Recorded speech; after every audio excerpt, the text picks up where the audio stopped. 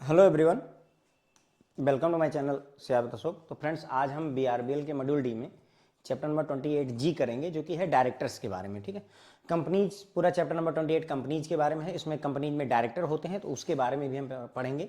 तो यहाँ डायरेक्टर्स के बारे में पढ़ेंगे, डायरेक्टर कौन होते हैं, क्या होते हैं, और उसके अलावा डायरेक्टर से रिलेटेड जितने भी प्रोविजंस हैं उनको भी डिस्कस करेंगे। दो पार्ट में कवर करेंगे, कुछ चीज़ें यहाँ कवर कर लेंगे, जो बच जाएंगी नेक्स्ट पार्ट में कवर करके आपको दे देंगे। ठीक है, तो अगर हम यहाँ इंट्रोडक्शन की बात करें तो डायरेक्टर की जरूरत क्यों पड़ी, पहले ये देखते हैं। तो देखिए, होता क्या है, कंपनियां जो होती हैं उसमें जो मालिक होते हैं वो शेयर होल्डर्स होते हैं। कौन होते हैं? शेयर होल्डर्स, उसके मालिक होते हैं। ठीक है, तो मालिक शेयर होल्डर हो गए, लेकिन शेयर होल्डर क्या है? खरीदते और बेचते रहते हैं। आज मैंने रिलायंस का शेयर खरीद रखा है, कल आपने मेरे से खरीद लिया, ऐसे वो बदलते रहते हैं। तो अगर शेयर होल्डर बदलते रहे, इसका मतलब मालिक बदलते रहे। तो अगर मालिक ही बदलता रहेगा तो बिजनेस चलाएगा कौन? तो बिजनेस चलाने के लिए मैनेजमेंट की टीम होती है, और मैनेजमेंट टीम को हैंडल करने के लिए बोर्ड ऑफ डायरेक्टर्स होता है। ठीक है, इसीलिए हमें डायरेक्टर की आवश्यकता पड़ी। ठीक है, यही बात हम यहां पर समझेंगे इंट्रोडक्शन में। The ownership of a company is with share holders. Company की ओनरशिप किसके साथ होती है?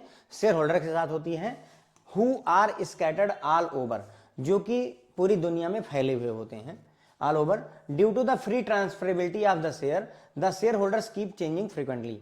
क्योंकि शेयर जो होते हैं वो फ्रीली ट्रांसफरेबल होते हैं, एक से दूसरे पर आसानी से ट्रांसफर हो सकते हैं। तो ऐसे में जो शेयर होल्डर्स हैं वो बदलते भी रहते हैं, तो कोई मालिक रह नहीं जाता। मैंने कहा ना, मैंने आज 100 शेयर रिलायंस के लिए, तो आज मैं ओनर हूं, कल मैंने बेच दिए तो मैं कल ओनर नहीं हूं।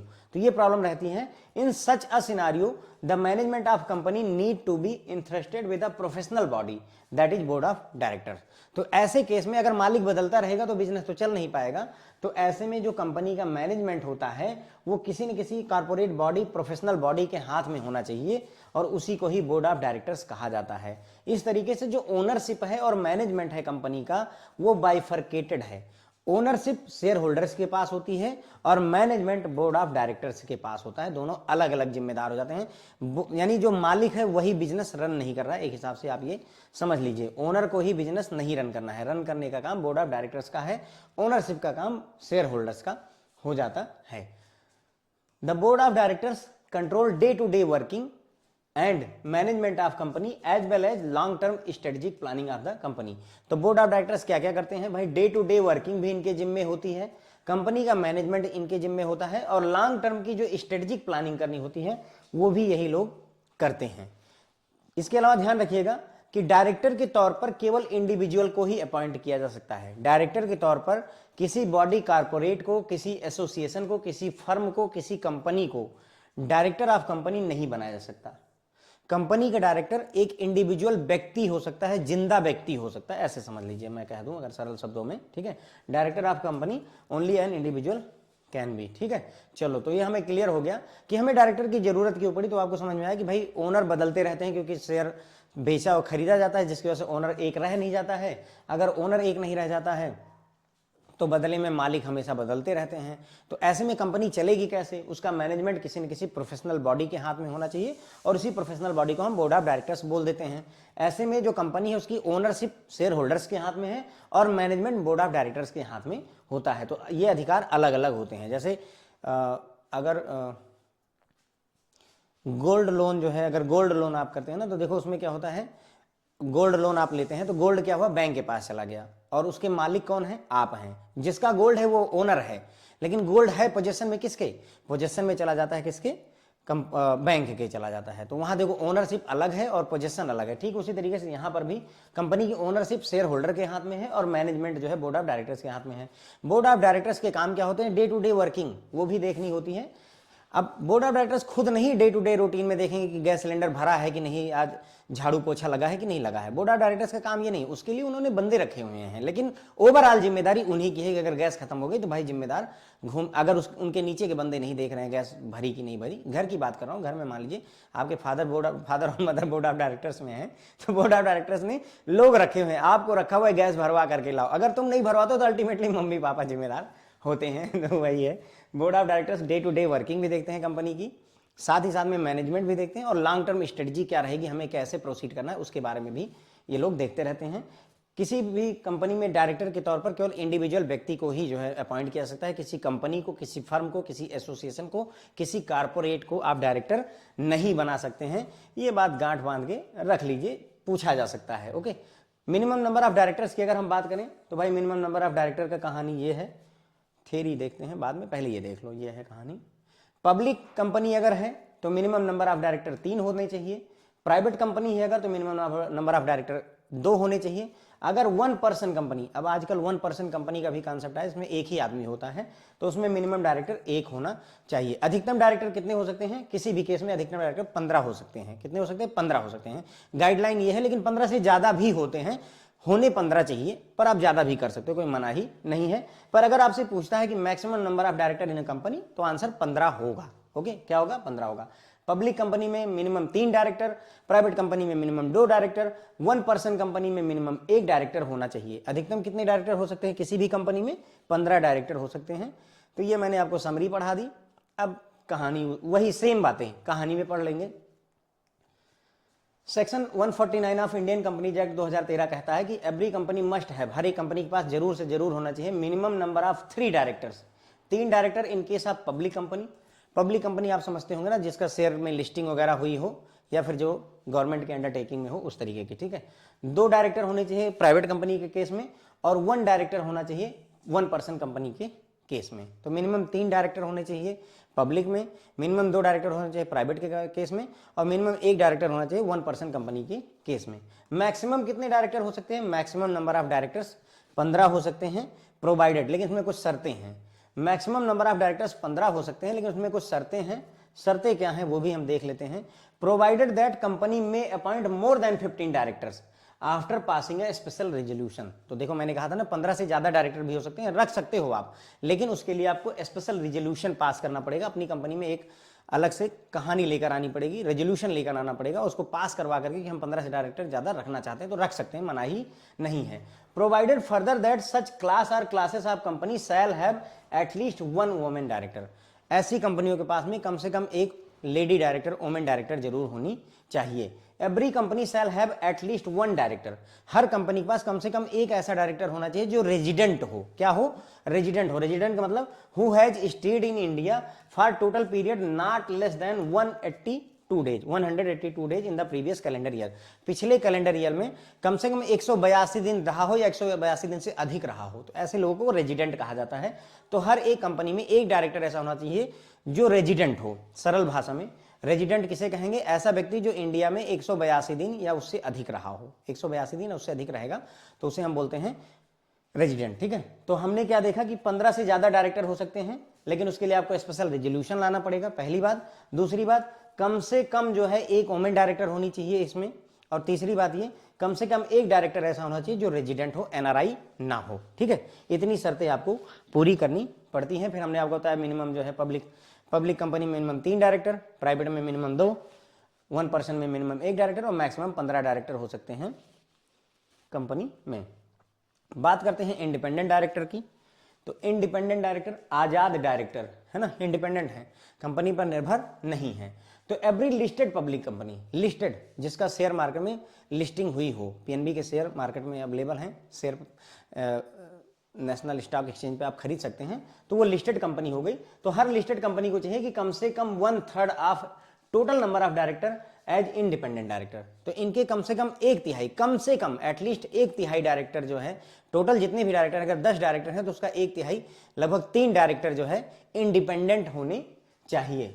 एंड द सेंट्रल गवर्नमेंट में prescribe the minimum number of independent directors in case of any class और क्लासेस ऑफ पब्लिक कंपनी। इसके अलावा सेंट्रल गवर्नमेंट को अधिकार है, अगर वो चाहे तो किसी विशेष प्रकार की कंपनी, किसी विशेष क्लास की कंपनी के लिए नंबर ऑफ डायरेक्टर्स को, इंडिपेंडेंट डायरेक्टर को चेंज भी कर सकती है, उसको आजादी है। ठीक है, term independent director has been elaborately defined in section 149(6) of Companies Act 2013। चूंकि हम कंपनी वाला चैप्टर पढ़ रहे हैं तो कंपनीज एक्ट की ही बात हर जगह रेफरेंस में आएगी। सेक्शन 149(1) में बताया गया इंडिपेंडेंट डायरेक्टर हम कहेंगे किसे। हमने बात कर ली कि 1/3 इंडिपेंडेंट तो होनी चाहिए, लेकिन हम इंडिपेंडेंट डायरेक्टर कहेंगे किसे, हम इस पर बात करेंगे। Independent director in relation to a company means a director other than managing director, whole time director or a nominee director. तो पहली बात, इंडिपेंडेंट डायरेक्टर की परिभाषा में ना तो एमडी आता है, ना ही आपका होल टाइम डायरेक्टर आते हैं, और ना ही नॉमिनी डायरेक्टर आते हैं। इन 3 डायरेक्टर को तो आप छोड़ ही दो, ठीक है, क्लियर हो जाती बात। तो ना तो एमडी इंडिपेंडेंट डायरेक्टर है, ना फुल टाइम जो डायरेक्टर हैं वो आपके जो इंडिपेंडेंट डायरेक्टर होते हैं, और ना ही जिन्हें नॉमिनेट किया जाता है केंद्र सरकार द्वारा वो भी आपके इंडिपेंडेंट डायरेक्टर होते हैं। तो होते कौन हैं? ऐसे लोग, इनकी बताया गया है कि ऐसे लोग जिनको हम किनको इंडिपेंडेंट डायरेक्टर अपॉइंट कर सकते हैं, who in the opinion of board of directors, है ना, who in the opinion of the board या board of directors is a person of integrity and possesses relevant expertise and experience. तो हम ऐसे व्यक्ति को इंडिपेंडेंट डायरेक्टर अपॉइंट कर सकते हैं जो बोर्ड की ओपिनियन में ईमानदार व्यक्ति है, सत्यनिष्ठ आदमी है, और उसके अंदर में जो जरूरी एक्सपर्टाइज और एक्सपीरियंस की जरूरत है वो सब उसके अंदर मौजूद है। तो ऐसे व्यक्ति को इंडिपेंडेंट डायरेक्टर अपॉइंट किया सकता है। B, who is was not a promoter of the company and is holding subsidiary और एसोसिएट कंपनी। वो व्यक्ति ना तो पहले था ना अब है क्या प्रमोटर, ना तो उस कंपनी में, ना उसकी किसी सब्सिडरी कंपनी में, ना ही किसी एसोसिएट कंपनी में, ठीक है। तो ना तो व्यक्ति प्रमोटर होना चाहिए, ठीक है, प्रमोटर नहीं होना चाहिए किसी कंपनी में, या उसकी कोई होल्डिंग कंपनी है, कोई सब्सिडरी कंपनी, कोई एसोसिएट कंपनी है, तो ना तो उसमें प्रमोटर था और ना है, ऐसा होना चाहिए, तभी उसको इंडिपेंडेंट डायरेक्टर बनाया जाएगा। प्रमोटर कौन होते हैं? जिन्होंने कंपनी को एस्टेब्लिश किया है, जिनका जो है पूंजी लगी हुई है, कैपिटल लगा हुआ है, तो ऐसे व्यक्ति को हम इंडिपेंडेंट डायरेक्टर नहीं बना सकते। जैसे पेटीएम में जो इनके पेटीएम के फाउंडर हैं विजय वगैरह, इनको इंडिपेंडेंट डायरेक्टर नहीं बनाया जा सकता। क्यों? क्योंकि उसके प्रमोटर हैं। Okay, who is not related to promoters or directors in the company its holding subsidiary और एसोसिएट कंपनी। इसके अलावा वो व्यक्ति ना तो प्रमोटर से संबंधित होना चाहिए, ना डायरेक्टर से संबंधित। कंपनी के डायरेक्टर का रिश्तेदार नहीं होना चाहिए, प्रमोटर का रिश्तेदार नहीं होना चाहिए, चाहे वो प्रमोटर होल्डिंग कंपनी का हो, मेन कंपनी का हो, सब्सिडरी कंपनी का हो, एसोसिएट कंपनी का हो, उससे मतलब नहीं है। तो कुल मिलाकर कहने मतलब ब्लड रिलेशन को अवॉइड किया जा रहा है, यानी कि रिश्तेदारों को यहाँ मना किया जा रहा है। Who neither himself nor any of his relative hold has held position in key managerial personnel। तो मतलब ये बोल रहे हैं कि ना तो खुद और ना ही किसी उसका कोई रिलेटिव कभी कोई मैनेजरियल पोजीशन पर रहा हो, कंपनी की किसी अच्छे पद पर ना रहा हो। अगर रहा है तो उसे इंडिपेंडेंट डायरेक्टर नहीं बना सकते हैं, ठीक है। Or has been employee of the company its holding subsidiary or associate company in any of the 3 financial years immediately preceding the financial year in which he proposes to be appointed. और साथ ही साथ में वो employ नहीं रहना चाहिए company का, चाहे इस कंपनी का, इसकी सब्सिडरी कंपनी का, इसकी एसोसिएट कंपनी का, इसकी होल्डिंग कंपनी का, किसी का भी एम्प्लॉय नहीं रहना चाहिए। कब तक? जिस फाइनेंशियल ईयर में उसको अपॉइंट कर रहे हो उसके पिछले 3 फाइनेंशियल ईयर तक, ठीक है।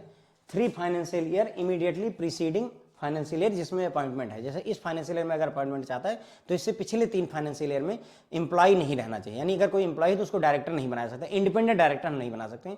इस चीज की भी मनाही है। कम से कम 3 साल बीत गया हो, 3 साल कंपनी से रिजाइन मारे या फिर रिटायर हो और 3 बरस बीत जाए, तब जाकर के आप उसको इंडिपेंडेंट डायरेक्टर अपॉइंट कर सकते हैं, ठीक है। क्लियर होती है बात। तो देखो हमने फिर यहाँ पर देखा इंडिपेंडेंट डायरेक्टर के बारे में। तो इंडिपेंडेंट डायरेक्टर की कहानी यह है कि हर एक पब्लिक लिस्टेड कंपनी को एटलीस्ट 1/3 जो है total number of director independent director के तौर पर अपॉइंटमेंट करना चाहिए। कितने? 1/3 डायरेक्टर इंडिपेंडेंट डायरेक्टर होने चाहिए। इंडिपेंडेंट डायरेक्टर के बारे में कंपनीज एक्ट 2013 का सेक्शन 149 का पार्ट 6 बताता है। इंडिपेंडेंट डायरेक्टर में वो डायरेक्टर आते हैं जो कि एमडी नहीं हो सकते, जो होल टाइम डायरेक्टर नहीं हो सकते, या जो नॉमिनी डायरेक्टर नहीं हो सकते। तो nominee director, whole time director, managing director independent director नहीं बन सकते, पहली चीज।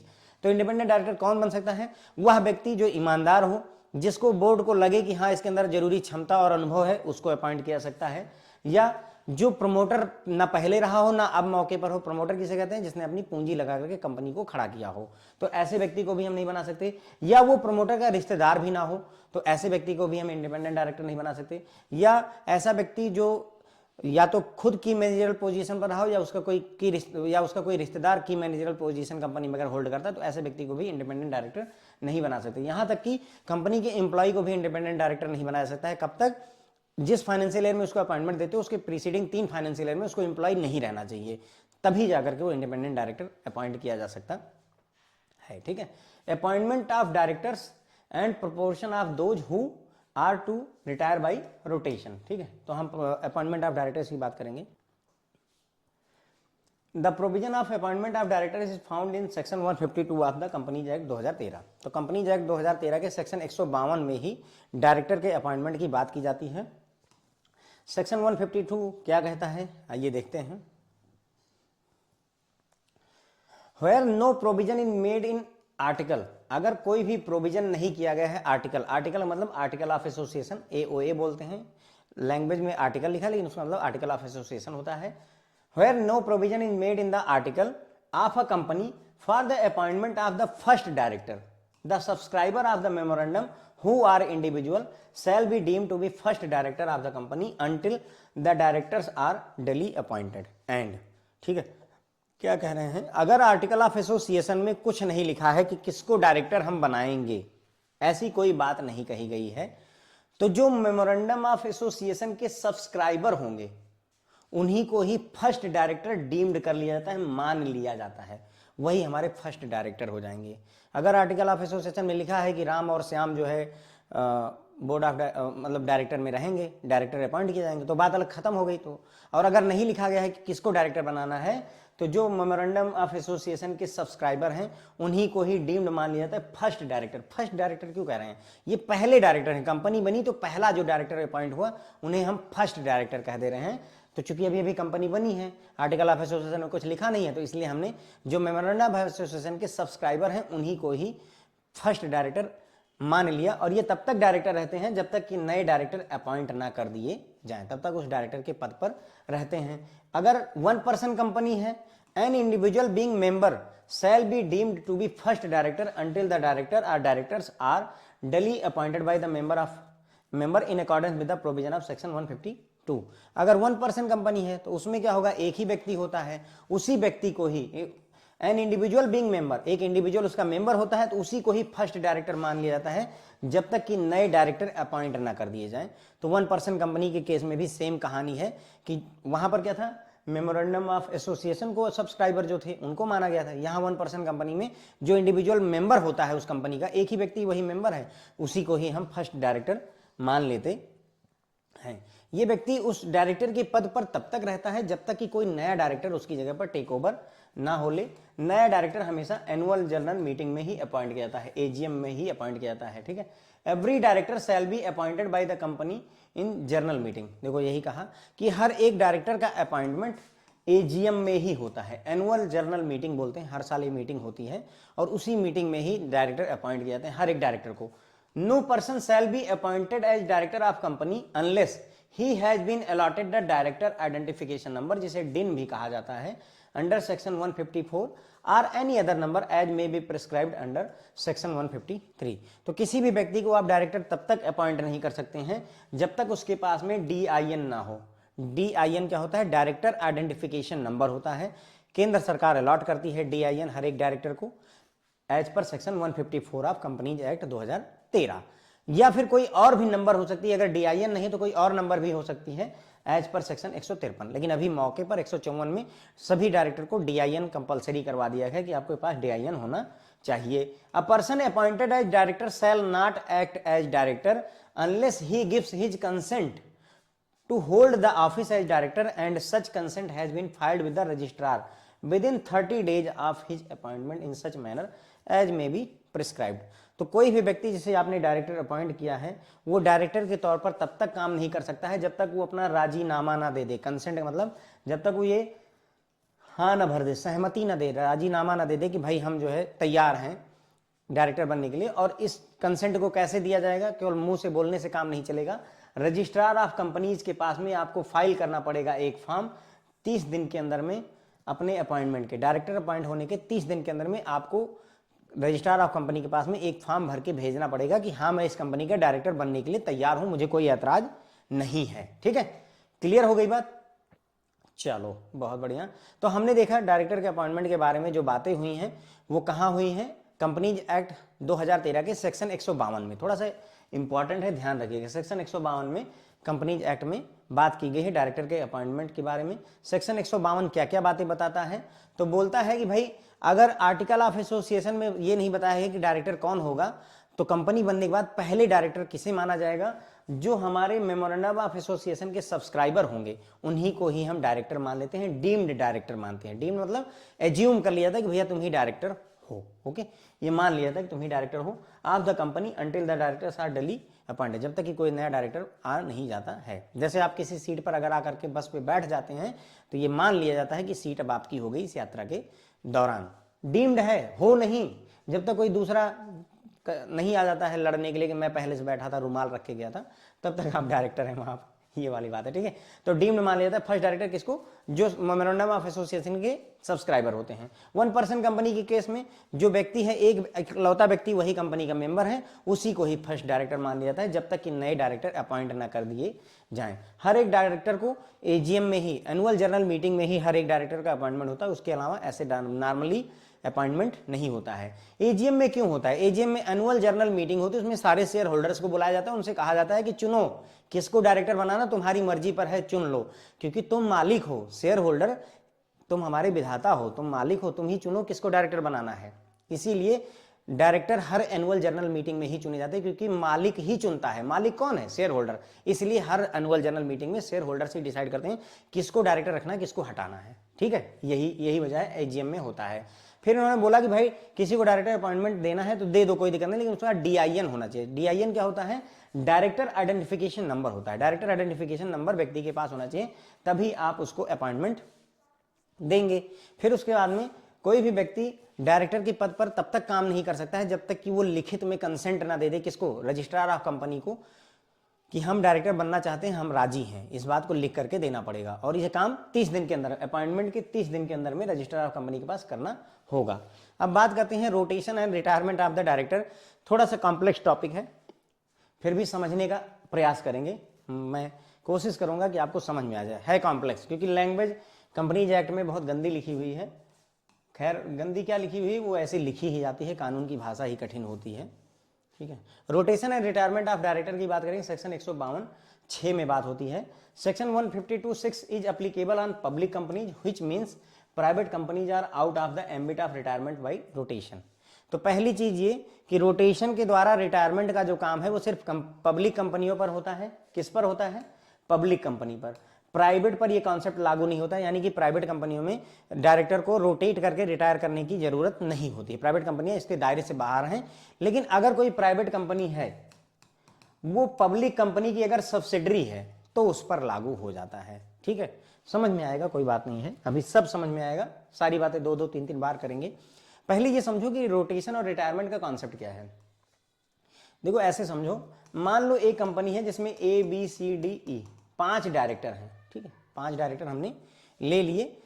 अब कहानी ये है कि इनको रोटेट करके रिटायर करवाना है। सर रोटेशन क्या होता है, रोटेशन का फंडा समझो। जैसे मान लो तुम्हारी ब्रांच में एटीएम की ड्यूटी लगती है। मैं मान लेता हूं आप ब्रांच में 4 स्टाफ मेंबर हैं और आपको संडे वाले दिन कहा गया है कि भाई हर संडे को किसी एक आदमी की ड्यूटी लगेगी एटीएम को देखने की। तो मान लो पहले संडे को ए आया, दूसरे संडे को बी, तीसरे को सी, चौथे को डी आएगा, फिर अगले संडे को, 5वें संडे को फिर ए, 6वें को बी, सी और डी। ये क्या हो रहा है, रोटेशन हो रहा है सर, यही रोटेशन है। रोटेट किया जा रहा है आपको, आपकी ड्यूटी को घुमाया जा रहा है, यही होता है रोटेशन का मतलब। समझ में आई बात। रोटेशन मतलब हर आदमी की ड्यूटी लगी हुई है, घूम घूम के तुमको एटीएम देखना है तो रोटेशन में लगेगी। एक ही आदमी ए को कह दिया हर संडे को ए ही एटीएम देखेगा, क्यों देखेगा भाई, BCD क्या करेंगे, वो बगावत कर देगा। तो बोलता है सर रोटेशन में लगाओ, मैं अकेला नहीं झेलूंगा। डे एंड का भी कर सकते हैं। डे एंड करने के लिए आपने बोला है कि आज ए डे एंड करेगा, कल बी करेगा, परसों फिर ए करेगा, अगले दिन सी करेगा, कुछ इस तरीके का रोटेशन आप लगा सकते हैं। तो ये होता है फंडा भाई रोटेशन का। मेरे ख्याल से समझ में आ गया। स्कूल वगैरह में भी रोटेशन का कॉन्सेप्ट यूज होता है। जैसे आगे बैठने के लिए बच्चों में होड़ लगी रहती है, सबके माँ बाप चाहते हैं कि हमारे बच्चे एकदम आगे वाली सीट पर बैठे, गुरु जी को एकदम ध्यान से सुने। तो अब समस्या यह है कि 60 बच्चे हैं, 3 लाइनें हैं, तो भाई तीनों लाइनों में सबसे आगे जो है गुरु जी यहाँ पढ़ा रहे हैं, तो आगे सबसे आगे 3 बच्चे ही बैठ सकते हैं। तो उन्होंने भी टेक्निक निकाली है कि भैया रोटेशन चला दो। ऐसा करो कि आज तुम आगे बैठोगे और फिर ये घूम के पीछे जाएगा, अगला बंदा आगे आएगा, फिर ये जो है ये पीछे जाएगा, अगला बंदा आगे आएगा। इस तरीके से रोल नंबर है ना, समझ गए बात को। 1 2 3 4 5 6 7 8 मान लो 8 रोल नंबर तक है, तो आज रोल नंबर 1 आगे बैठा हुआ है, फिर रोल नंबर 1 जो है 8 के पीछे चला जाएगा, अब रोल नंबर 2 वाला सबसे आगे की सीट पे बैठेगा, फिर आगे 2 नंबर पीछे चला जाएगा, फिर 3 वाला आगे बैठेगा। इस तरीके से सबको आगे बैठने का मौका दिया गया, दैट इज रोटेशन। ठीक है, तो रोटेशन मेरे ख्याल से आपको समझ में आया होगा। तो देखो डायरेक्टर को रोटेट करके रिटायर करते हैं, रिटायरमेंट विथ रोटेशन होता है, रोटेशन एंड रिटायरमेंट नहीं है, रिटायरमेंट विथ रोटेशन होता है फंडा ये एक्चुअली। तो अब देखो, अब अपने असली बात पर आते हैं। अभी तो मैंने बहुत सारी कहानी आपको समझा दी बिना मतलब वाली। ABCDE 5 डायरेक्टर हैं, सबको हमें रिटायर करना है। मान लेते हैं अभी के लिए, एज्यूम करिए कि 3 डायरेक्टर रिटायर होंगे।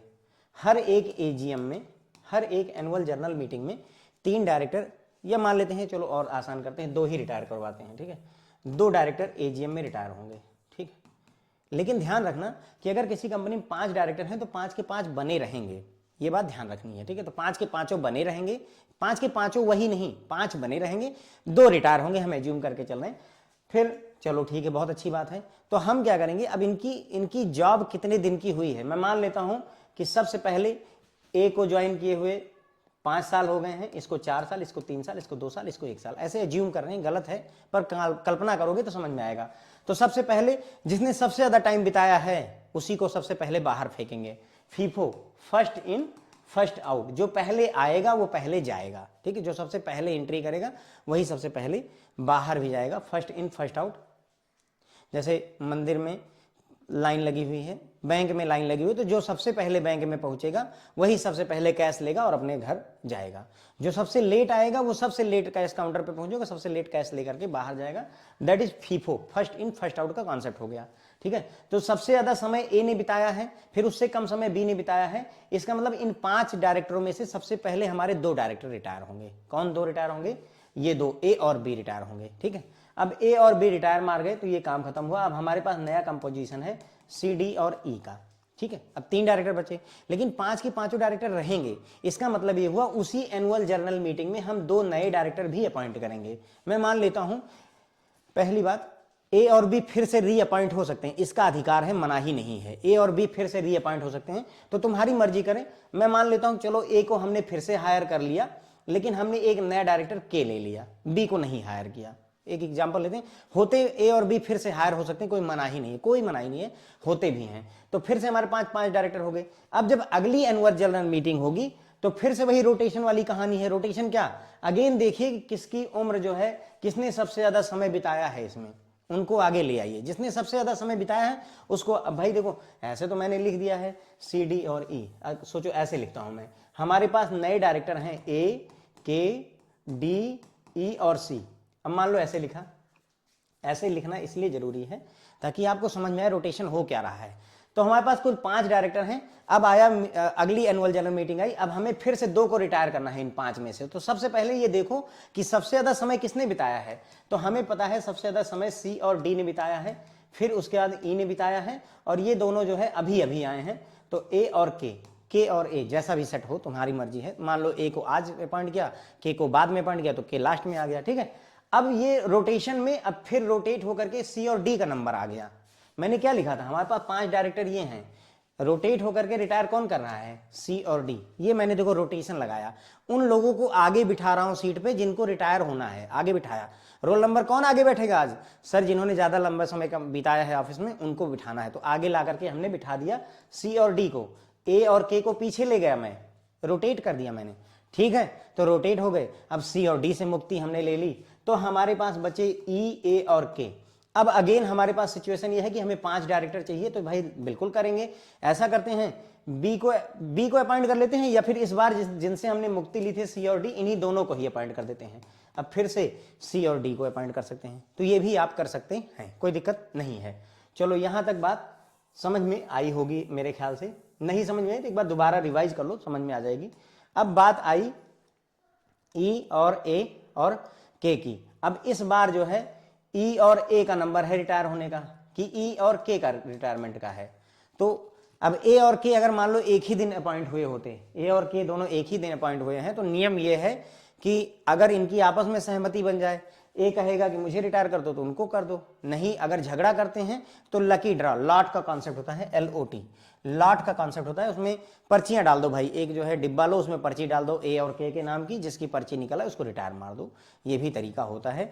तो यही है पूरी जुगत, पूरी कहानी रिटायरमेंट बाई रोटेशन का फंडा। कितने रिटायर होंगे, 5 क्यों थे, 5 में से 3 ही क्यों रिटायर, 2 क्यों रिटायर हुए, ये सारी बातें इसमें हम गाइडलाइन में पढ़ेंगे। लेकिन फंडा चलता कैसे वो मैंने आपको समझा दिया। तो पहली चीज पब्लिक कंपनियों पर लागू है, प्राइवेट कंपनियों पर लागू नहीं होता है, उनके डायरेक्टर नहीं रिटायर होते, यानी कि प्राइवेट कंपनी में जो डायरेक्टर है वो परमानेंट डायरेक्टर हो जाए कोई दिक्कत नहीं, उसको रिटायर करने की जरूरत नहीं है। क्यों करवाते हैं रिटायर, क्यों करवाते हैं रिटायर, भाई देखो कंपनी के आप ओनर हैं, कौन, शेयर होल्डर्स, वो जिसको पसंद करते हैं उसको रखते हैं, जिसको नहीं पसंद करते उसको जो है बाहर का रास्ता दिखाते हैं, इसीलिए रिटायर करवाया जाता है कि सारे के सारे स्टाफ बाहर चलें। राज्यसभा में, केंद्र सरकार की बात करो, राज्यसभा में भी यही 2/3 लोग जो है हमेशा राज्यसभा से रिटायर होते रहते हैं बाई रोटेशन। सेम कॉन्सेप्ट वहां भी चलता है, अगर आपने पढ़ा हो तो, पॉलिटिक्स अगर पढ़ी हो लक्ष्मीकांत की तो वहां पर पता चलेगा आपको, ठीक है, ज्यादा डिटेल में मुझे नहीं जाना है। अप्लीकेबल ऑन पब्लिक कंपनी मैं बता चुका हूं, साथ ही साथ में प्राइवेट कंपनी जो कि पब्लिक कंपनी की सब्सिडरी है उस पर भी लागू होता है, केवल प्राइवेट कंपनी पर नहीं लागू है, लेकिन अगर कोई प्राइवेट कंपनी पब्लिक कंपनी की सब्सिडरी है, जूनियर है, उसके अंडर में है, तो उस पर भी लागू होता है, वहां पर भी रोटेशन करवाया जाता है। It is stated that unless it is provided by the article of the company, 2/3 directors are liable to retire by rotation and 1/3 are liable to retire at every general meeting. ये सरल सी भाषा में कहा गया है, अभी कठिन वाली भाषा भी आपको बताऊंगा। कह रहे हैं कि अगर आर्टिकल ऑफ एसोसिएशन में नहीं बताया गया है, कुछ नहीं कहा गया है, आर्टिकल ऑफ एसोसिएशन ये भी कह सकता है कि भाई जितने डायरेक्टर हैं सब के सब रिटायर होंगे, 5 के 5 को रिटायर कर दो, कोई दिक्कत नहीं है। अगर आर्टिकल ऑफ एसोसिएशन बोलता है कि हमारे सारे डायरेक्टर हर एजीएम में रिटायर होंगे तो रिटायर कर दो, और फिर 5 नए हायर कर लो या उन्हीं 5 को हायर कर लो, तुम्हारी मर्जी है। लेकिन अगर मान लो आर्टिकल ऑफ एसोसिएशन में ऐसा कुछ नहीं लिखा है, तो नियम यह है कि जितने भी डायरेक्टर हैं उनके 2/3 डायरेक्टर रोटेशन से रिटायर होंगे, 2/3 रोटेशन से रिटायर होंगे, और इस 2/3 का 1/3 रिटायर करते हैं। 2/3 सेलेक्ट किए जाते हैं, उसमें से उसका 1/3 रिटायर होते हैं। ये कॉन्सेप्ट है, लैंग्वेज पर मत जाओ, समझोगे तो अच्छा रहेगा। जितने भी डायरेक्टर हैं उसके 2/3 रोटेशन में आते हैं, उतने एलिजिबल होते हैं, उतने काबिल होते हैं, इनको रिटायर करना है। उस 2/3 का 1/3 जो है रिटायर किए जाते हैं। ये फंडा है, ये कॉन्सेप्ट है। एग्जाम्पल से देखेंगे, चीज समझ में आएगी। अब यहां पर एक चीज ध्यान रखिएगा कि total number of directors count करते समय आप इंडिपेंडेंट डायरेक्टर्स को, नॉमिनी डायरेक्टर्स को शामिल नहीं करते हैं। 2/3 director, total number of directors की कैलकुलेशन करते समय आप जो है नॉमिनी डायरेक्टर्स को और इंडिपेंडेंट डायरेक्टर्स को शामिल नहीं करते हैं। इंडिपेंडेंट डायरेक्टर आपके साथ नहीं आएंगे, नॉमिनी डायरेक्टर उसमें काउंट नहीं किए जाएंगे, ये बात ध्यान रखनी है। ऐसे एमसीक्यू में भी पूछा जा सकता है, तो ध्यान रखिएगा। एग्जाम्पल दिया है, there are total 15 directors in a public company, ठीक है। ये कोई पब्लिक कंपनी है जिसमें कुल मिलाकर के कितने डायरेक्टर हैं, 15 डायरेक्टर हैं। इन 15 डायरेक्टर में से 4 इंडिपेंडेंट डायरेक्टर हैं, तो 4 आजाद हो गए, इंडिपेंडेंट डायरेक्टर को हम लेते नहीं हैं। तो 15 डायरेक्टर में से 4 तो चले गए, तो हमारे पास बचे कितने, 11 डायरेक्टर, क्योंकि टोटल कैलकुलेशन में हम इंडिपेंडेंट को और नॉमिनी को नहीं लेते हैं। जो 7 of them are executive and 4 are non executive, मतलब 4 इंडिपेंडेंट हैं, 7 एग्जीक्यूटिव हैं और 4 नॉन एग्जीक्यूटिव हैं, ठीक है। तो एग्जीक्यूटिव मतलब जो फुल टाइम वहां पर रहते हैं, और नॉन एग्जीक्यूटिव मतलब जो थोड़ा दूरी से चीजों को मैनेज करते हैं, नॉन एग्जीक्यूटिव यही होता है, ठीक है। एग्जीक्यूटिव डायरेक्टर ईडी होते हैं, non executive director non ED होते हैं, मतलब वो बैंक के हिस्सा तो है लेकिन वो फुल टाइम नहीं होते हैं, उनका काम समय समय पड़ने पर ही यूज किया जाता है। तो कुल कितने डायरेक्टर हो गए हमारे पास, टोटल 11 डायरेक्टर हो गए जिनको हमें काउंट करना है। तो 11 डायरेक्टर का 2/3 रोटेशन के काबिल हैं, तो 11 का जब 2/3 निकालोगे तो 7.33 आएगा। थोड़ा सा एक ध्यान रखिएगा कि यहां पर जब आप 2/3 निकालेंगे तो जो हमेशा हायर नंबर लीजिएगा, क्या करना है हमें, हमेशा round off to the next number करना रहता है, ये बात ध्यान रखिएगा। इसका मतलब मैं समझाता हूं, अगर मान लो 7.33 आया है, तो अब कोई 7 आदमी तो ठीक है, 0.33 आदमी होते नहीं है, तो इसको हमेशा 8 लेना है आपको। हमेशा कितना लेंगे, 8।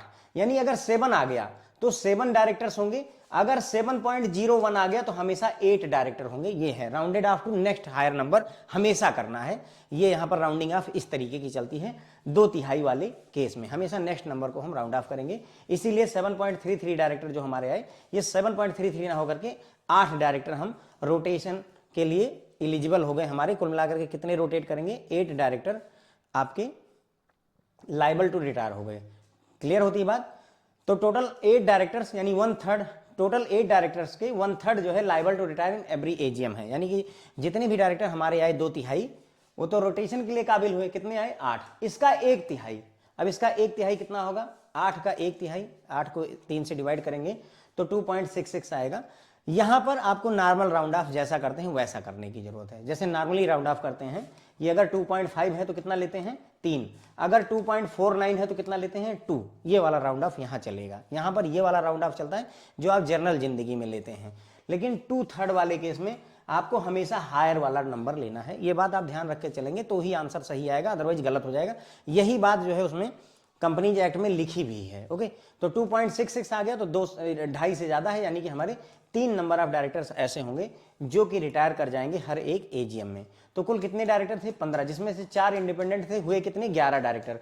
11 डायरेक्टर के 2/3 जो है रोटेशन के लिए काबिल हैं, तो 11 का 2/3 हमने निकाला तो हमारा आ गया 7.33। 7.33 हमेशा 7.01 भी हो गया तो हमेशा 8 ले लेना है हायर नंबर को। तो 8 डायरेक्टर होंगे जो हमारे रोटेशन के काबिल हैं। इस 8 डायरेक्टर का 1/3 डायरेक्टर जो है रिटायर होंगे, 1/3 रिटायर होंगे। तो इसका मतलब 8 का 1/3 निकाला तो 2.66 आ गया। अब 2.66 हमेशा इसको वैसे ही राउंड ऑफ, जैसे नॉर्मल जिंदगी में राउंड ऑफ करते हैं वैसे कर लेंगे तो 2.663 हो जाएगा। अगर 2.44 आया होता तो कितने डायरेक्टर होते, 2 ही हो जाते, कोई डाउट नहीं है। ठीक है, क्लियर हो गया। तो हमारे कुल मिलाकर के 15 डायरेक्टर में से 3 डायरेक्टर ऐसे हैं जो हर साल जो है रोटेट मतलब रिटायर होते रहेंगे। 8 रोटेट होंगे, 8 सामने खड़े किए जाएंगे, उनमें से 3 जो है रिटायर मार दिए जाएंगे जिन्होंने ज्यादा समय काटा है। दूसरा एग्जांपल देखते हैं, एक कंपनी में 6 डायरेक्टर हैं। यहां कोई ऐसी बात नहीं बताई इंडिपेंडेंट ये वो, सिंपल समझ लीजिए कि 6 डायरेक्टर हैं जो कि 6 के 6 काबिल हैं रोटेशन के लिए। ठीक है, तो 6 डायरेक्टर हमारे पास हो गए। तो director who can retire by rotation है, 6 का 2/3 निकाल लीजिए तो 6 का 2/3 हो जाएगा कितना, 4। सीधे सीधे ये कैलकुलेट होके 4 ही आ जा रहा है, डेसिमल में है ही नहीं, तो हमारा 4 ही हो जाएगा। अगर 4.01 आता तो हम 5 ले लेते, ठीक है, लेकिन चूंकि 4 ही आ रहा है तो हमारे 4 डायरेक्टर ऐसे होंगे जो रोटेशन के काबिल हैं। उसके बाद में रोटेशन के बाद में हम क्या करेंगे, इनको रिटायर करेंगे। रिटायर 4 के 1/3 रिटायर करेंगे, ध्यान दीजिएगा। अच्छा एक और बात, टोटल 6 डायरेक्टर हैं, 6 का 2/3 और 2 का 1/3 कभी मत करिएगा, गलत हो जाएगा आप आंसर। आपको यही लग रहा होगा ना कि सर 6 का 2/3 करना है और फिर बाद में इसी का 1/3 करना है। हाँ करना तो यही है, लेकिन राउंडिंग ऑफ इंपॉर्टेंट है, तो ऐसे में एक साथ मत करिएगा। तो पहले 6 डायरेक्टर का 2/3 हमने निकाला तो हमें मिल गया 4। अब 4 का 1/3 निकालेंगे तो आ जाएगा 1.33। राउंडिंग ऑफ करेंगे तो सीधी सी बात है, ये तो नॉर्मल राउंड ऑफ है, 1.33 इज इक्वल टू 1 के होगा। तो एक डायरेक्टर जो है आपका रिटायर होगा, नियरेस्ट टू 1/3 एक डायरेक्टर होता है। ठीक है, बस यही इतना रोटेशन डायरेक्टर का रिटायरमेंट बाय रोटेशन का यही कॉन्सेप्ट था। अब देखो इसी चीज को बुक के हिसाब से देख लेते हैं, बुक में जो लिखा हुआ है वो मैं समझाता हूं। Unless the article provide for the retirement of all directors at every annual general meeting, अगर हर एक मीटिंग में सारे के सारे डायरेक्टर के बारे में कहता है रिटायर तब तो बात खत्म है। Otherwise not less then 2/3, otherwise 2/3 director, total number of director जितने होंगे उसका 2/3 किसी भी पब्लिक कंपनी का सेल बी, वो रोटेशनल डायरेक्टर कहलाएंगे। जो कम से कम 2/3 डायरेक्टर रोटेशनल डायरेक्टर कहलाएंगे। और ये जो 2/3 डायरेक्टर है, वही मैं कह रहा हूं कि लैंग्वेज देखो, अगर ये ना मतलब आर्टिकल ऑफ एसोसिएशन ये नहीं कहता है कि सभी सभी रिटायर होंगे, तो क्या होना चाहिए, कम से कम 2/3 डायरेक्टर आपके जो टोटल नंबर ऑफ डायरेक्टर हैं, जिसमें कि हम नॉमिनी डायरेक्टर इंडिपेंडेंट डायरेक्टर को नहीं लेते हैं, जितने भी टोटल नंबर ऑफ डायरेक्टर हैं उनके बारे में क्या होना चाहिए, B person whose period of office is liable to determination by retirement of director by rotation. तो जो 2/3 डायरेक्टर हैं टोटल नंबर ऑफ डायरेक्टर के, उनका office retirement of director by rotation के काबिल हो गया है। बस इतना ही समझो, बहुत लैंग्वेज कठिन है, लेकिन ऐसे समझो कि 2/3 डायरेक्टर ऐसे हैं जो रोटेशन द्वारा रिटायर होने चाहिए। Should be appointment by company in general meeting, जितने भी डायरेक्टर अपॉइंट किए जाएंगे वो सारे के सारे एनुअल जनरल मीटिंग में ही किए जाएंगे, ये भी इंश्योर करना है। बाकी जो रिमेनिंग डायरेक्टर बच गए, ठीक है, remaining director, the remaining director in the case of any such company shall in default of in subject to any regulation in the article of a company also be appointed by company in general meeting।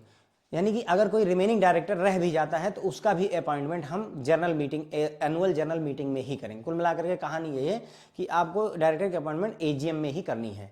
Eight the first general meeting, पहली general meeting, अब देखो language देखो भाई साहब कैसी हो रही है, थोड़ा समझिए लैंग्वेज को। At the first general meeting of public company held following the date of general meeting at which the first member of the board of directors are appointed for the next general meeting for the time being 1/3 of such those directors are eligible to retire by rotation, or if their number neither 3 nor multiple of 3, the number closest to the 1/3 will resign।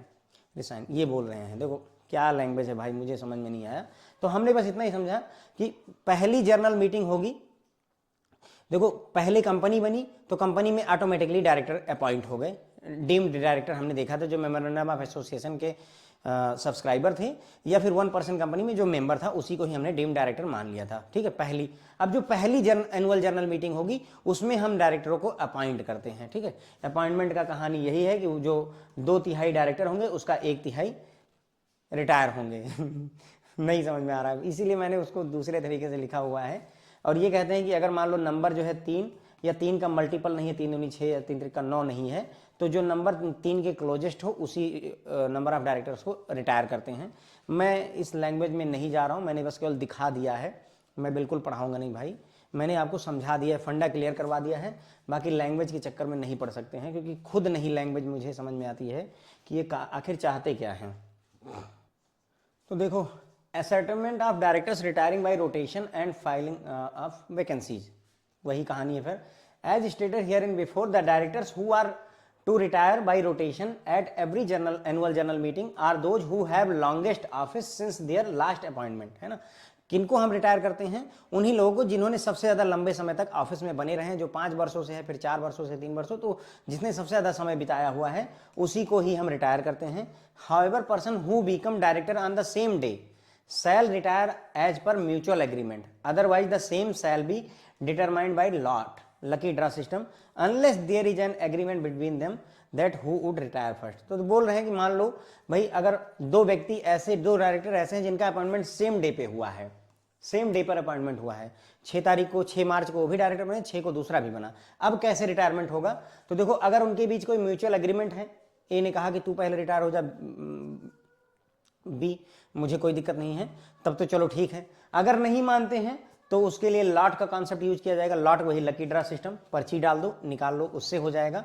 या फिर भाई उनके बीच में there is an agreement between them who would retire first, या उनके बीच में कोई पहले से एग्रीमेंट है कि पहले तुम रिटायर हो जाओ, तो कोई दिक्कत नहीं है। लेकिन मतलब इतना दिक्कत नहीं है, दिक्कत इसलिए नहीं है क्योंकि डायरेक्टर को फिर से रीअपॉइंट कर दिया जाता है, तो रिटायरमेंट लेने में इतने कोई लड़ाई झगड़ा नहीं होता कि दोबारा 2 बार का माना जाएगा, 3 बार का माना जाएगा, ऐसा कोई कहानी होती नहीं, क्योंकि दे आर अगेन रीअपॉइंटेड।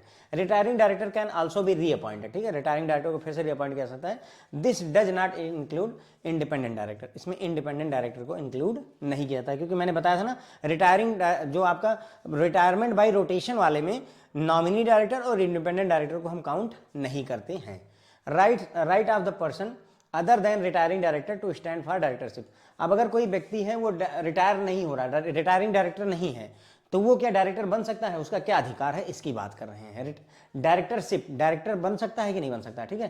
तो every individual intending to appointed as director of a company shall make an application for allotment of DIN, director identification number, to central government in such a form and manner along with the fees. तो अगर कोई व्यक्ति, जैसे मैं किसी company का director बनना चाहता हूं, तो मुझे जरूरत होगी कि मैं केंद्र सरकार के पास में एक एप्लीकेशन डालूं और अपने लिए एक DIN, director identification number appoint करवा लो। बिना DIN के डायरेक्टर नहीं बना जा सकता, हमने पहले देखा हुआ है। सेंट्रल गवर्नमेंट क्या करेगी? Within 1 month from the receipt of the application shall allot DIN to the applicant. Form मिलने के 1 महीने के अंदर में आपको DIN मिल जाता है। Any person is eligible for appointment of office of director at any general meeting. कोई भी व्यक्ति किसी भी जनरल मीटिंग में, आपका वो AGM में, किसी भी एनुअल जनरल मीटिंग में डायरेक्टर चुना जा सकता है, if not less than 14 days before, language समझिएगा, not less than 14 days before the meeting. जो मीटिंग होने वाली है उससे कम से कम 14 दिन पहले, है ना, not less than 14 days before, 14 दिन पहले, 14 दिन या उससे और पहले ही उसको क्या करना होगा? ही हिमसेल्फ, वो खुद या कोई और मेंबर जो कि प्रपोज करना चाहता है उस व्यक्ति को डायरेक्टर के तौर पर, या तो वो खुद कहे कि मैं डायरेक्टर बनना चाहता हूं, या कोई दूसरा व्यक्ति उसका नाम सुझाए कि हाँ इनको हम डायरेक्टर बनाना चाहते हैं। Give a signed notice in writing to the company, वो क्या करेगा, वो व्यक्ति एक जो है रिटर्न में साइन करके नोटिस देगा कंपनी को, signifying that persons candidate for the office of director, कि वो बताएगा कि भाई हम जो है डायरेक्टर बनना चाहता हूं, वो बोलेगा उस फॉर्म में कि मेरी इच्छा है, मुझे डायरेक्टर बनना है। Signifying that persons candidate for the office of director, कि मैं डायरेक्टर बनने के काबिल हूं, कैंडिडेटशिप मेरे पास है। Along with the deposit of 1 lakh rupees, साथ में 1 लाख रुपए का डिपॉजिट भी देगा।